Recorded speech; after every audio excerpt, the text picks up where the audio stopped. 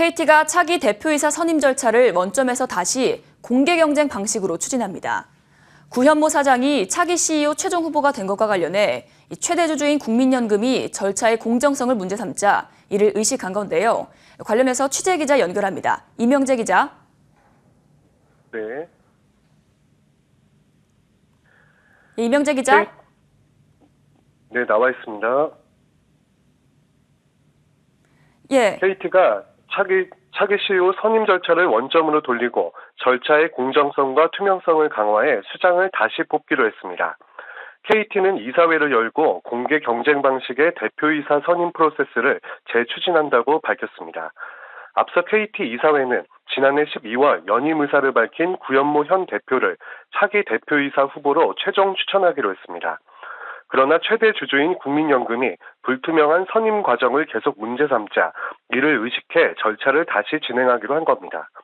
주요 이해 관계자가 요청하는 소유 분산기업 지배구조 개선 방향에 부합하기 위해 구 대표는 차기 대표이사 후보 권리를 주장하지 않고 재차 공개 경쟁하겠다는 의사를 내비치기도 했습니다.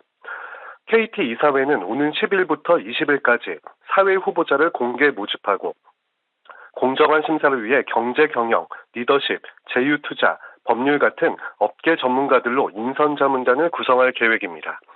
후보자 검증과 압축 작업을 통해 심사 대상자를 추린 뒤 면접 심사를 진행하고 이 과정에서 국내외 주주 등 핵심 이해 관계자들로부터 최적의 대표상에 관한 의견을 받아 심사에 활용합니다.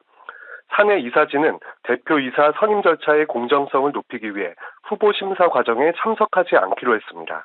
또 사회 지원자와 사내 후보자 명단, 인선 자문단과 위원회, 이사회 회의 결과를 포함해 모든 심사 절차와 내용을 투명하게 공개할 예정입니다. 한편 국민연금이 최대 주주로 있는 포스코도 최정우 회장이 연임을 노리는 가운데 경영진 교체 가능성이 조심스럽게 예상되고 있습니다. 현 정부가 이른바 주인 없는 기업에 대한 스튜어드십 코드 강화에 나선 양상인데 일각에선 이를 두고 정부가 민간 기업의 지배 구조에 과도하게 개입하고 있다는 평가도 나옵니다. 머니투데이 방송 이명재입니다.